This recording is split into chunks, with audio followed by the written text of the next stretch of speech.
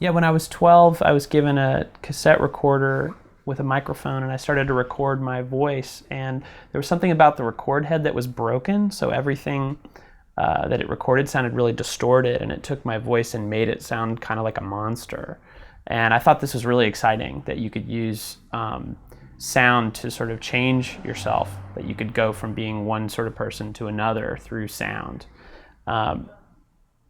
And I started to collect tape recorders and use them as a kind of primitive 4-track, like multi-track recording with a room full of tape recorders. And that's how I got started, really. In fact, I think for the vast majority of people, I think music school ends up being a sort of disaster.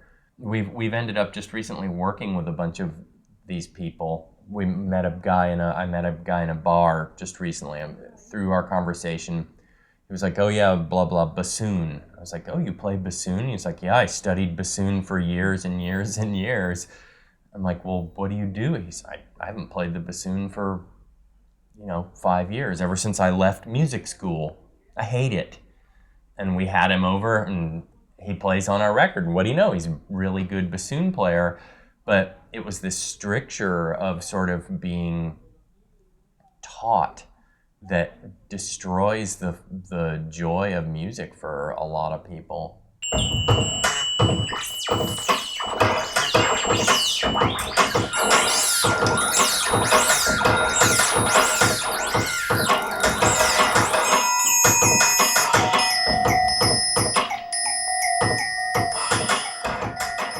Most people, when they think about the sampler, it's that I can sample anything. I can have Tibetan monks and breakbeats and whales, and I can just pile everything onto this giant Dagwood sandwich of sound. And we decided to go in the opposite direction, inspired by musique concrète, and try to stick to, well, let's just use one sound source per song. So we started to make songs with just speech as the sound source, or with just a single object. For example, a crappy electric guitar that we don't know how to play, that we just made samples of and built entirely out of this one sound source. And that wound up being a really fruitful direction. It kind of gave us a way to start. It gave us a toehold. And so we started to make more object-based songs. We made a song entirely out of balloons, made one entirely out of a latex t-shirt, made one out of walkie-talkies. And typically the way these are made is that Martin will play the object. And he's the one who improvises with the object. And then I'll take that recording and break it up into many different tiny sounds, and then he'll play rhythms and loops and melodic patterns out of those noises, and then I'll edit that, and we go back and forth.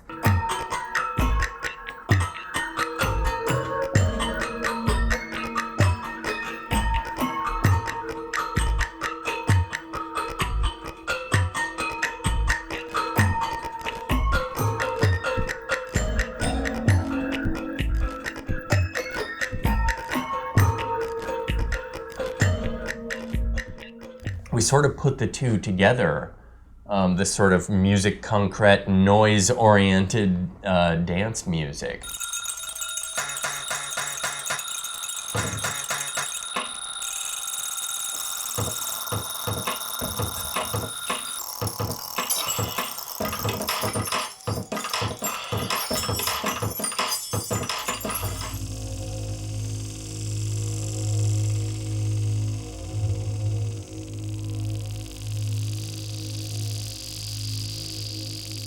The purest concept record we've ever done, and that we proposed the idea of making a record out of the sounds of medical technology, and then went out on sort of field trips to gather those sounds. So I went and recorded a chin implant, 3 nose jobs, a liposuction, laser eye surgery, and an endoscopic forehead lift. And I'm a really squeamish person. I mean, I've passed out giving blood. I'm a real lightweight.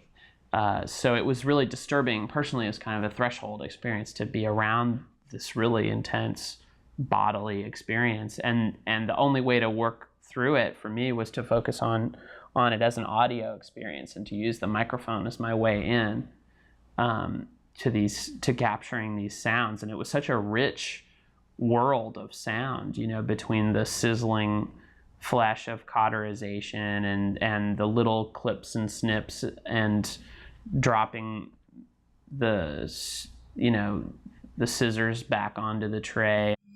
And the machine that goes ping. Yeah, the beeps, the symphony of beeps going on. And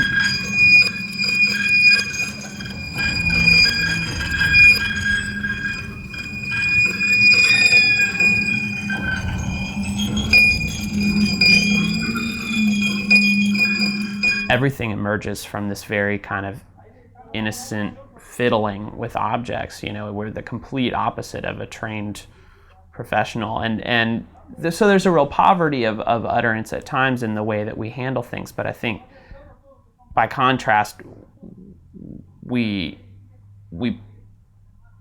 wind up encouraging people to come out of their shell a bit. When they come over to work with us, they'll say, "You really want me to make that horrible noise?" We'll say, "Yeah, that's the one." Yeah, make the most horrible noise you can.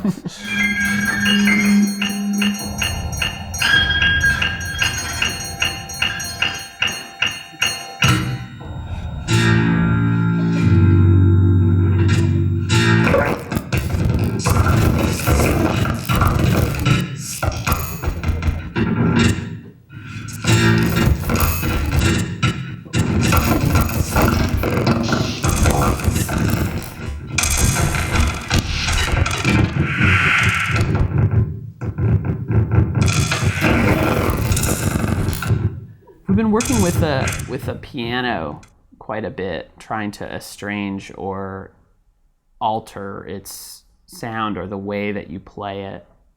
It's kind of a challenge because I think the ability to play piano is sort of basic to being a real musician, and since we don't have that skill, we're sort of like exercising our failures and lacks on this poor unwitting piano victim. So we've done things like play them with medical skeletons, play them with dental floss, throw marbles onto the strings. We chained a piano to a truck and dragged it around in the desert until it was destroyed. I mean, we're in touch with people in England that have a working medieval catapult, and they set pianos on fire and fling them.